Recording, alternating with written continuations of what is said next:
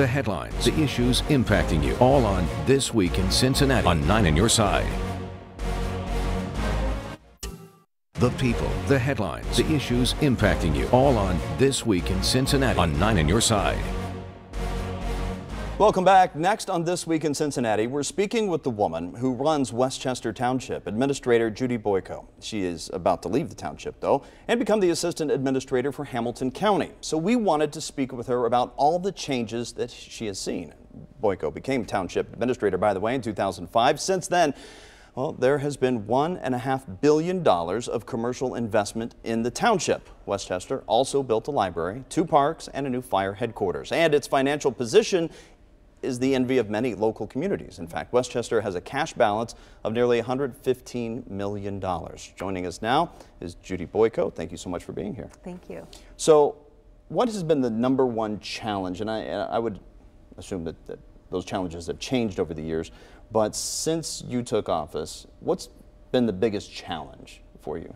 Well, since 2005, obviously the nation, the country, the world has experienced a recession. And so fortunately we're coming out of that recession, but I think being able to navigate and continue to deliver excellent public services to our constituents has been the most challenging with a decreasing budget. So what was the shift? I mean, we obviously, 2008, 2009, those were the kind of the big key years. Did you have to batten down the hatches and put on the emergency brake, or was West Chester in a position at that point, since you'd been there since 2005, you'd been there a few years to kind of get the feel of things, had you everything in place basically to survive that? Sure, it's a great question. I'm very proud to say that I think West Chester has established itself as a very stable, fiscally, financially responsible type of community. So we were in very good condition. We were in very good condition and have weathered the recession very well, including. So I think that we were in a good position. We found opportunities to even more so right-size our form of government and also be able to continue to provide those services. And we have the figures here. The township cash balance went from just under $32 million in 2006 to just under $115 million to date. So to see those numbers, that's a pretty significant balance in that account to increase. Do you get the questions, though, from folks in the township who say, why aren't we spending some of this money on projects that we're all talking about, but everyone says we don't have money for? Kind of explain the balance and what you're dealing with now. Certainly. I think it's important to note that cash balance is across all of our funds. So police funds, fire funds, general fund, roads and bridge funds. So it's across all of our accounts and our delineation of services. So even though collectively there's a large balance, I think by individual funds it's not that excessive. And so I think it's important to note that by fund and by service, so police money, levy money can only be spent for police services, fire for fire services. And so when you look at it independently, what we're providing for those services I think is the most important thing to note. The bond rating has also gone up. Do you take direct responsibility for that? No, but thank you. That's very kind of you. No, it's a team effort. Obviously, we have a wonderful board of trustees that governs and leads and sets policy for the staff. It is my responsibility to make sure those policies and directives are implemented and deployed regularly. But we have a tremendous team of department directors and staff members in our organization. Now, a little bird has told me that you're a math whiz, basically. I'm not going to throw any equations up on the board for you to solve, but that's where your capabilities really, you can focus in on the numbers. You can see, I guess, the way they flow and the way they best work together.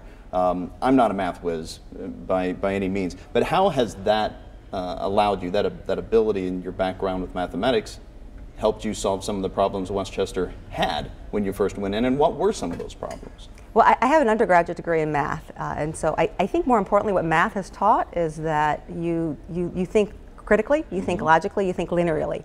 So it's a wonderful exercise in problem solving.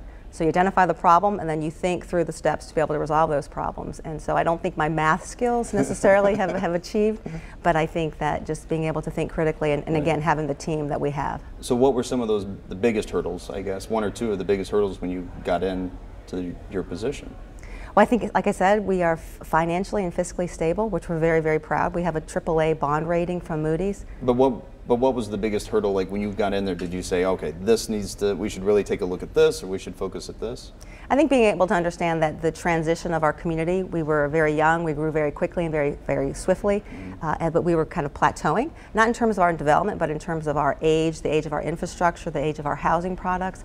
And West Chester really needed to continue to brand itself so we were relevant in the greater Cincinnati market. Well, what's the challenge now for townships moving forward, whether it's federal dollars tied to projects? I mean, how do townships continue to survive? Well, I think everyone's going to tell you, and anyone else in my position as city managers, we're going to tell you that funding is always an issue, because you can only ask the taxpayers to pay so much in terms of for resources and for services. I think the most critical thing that's going to be for any local government is going to be the ability to be able to continue to provide those services amid the demands of the services. So not only being able to finance them, but also be able to identify within the constraints of the law how to deliver those services. So townships are a unique structure of government. So why are you moving to a position with Hamilton County? Oh my, let's just go there, right? I've been with West Chester for 25 years. Right. I've been in this position for nearly 13 years. And although I love what I do, I love the community, I love the people with whom I work, there's a point in one's career where new challenges, new complexities, new opportunities are sought. So. All right. Well, you're taking your critical thinking from West Chester and bringing it to Hamilton County. Well, thank you. All right. Well, thank you so much for joining us today, and best of luck in your new journey. Thank you so much.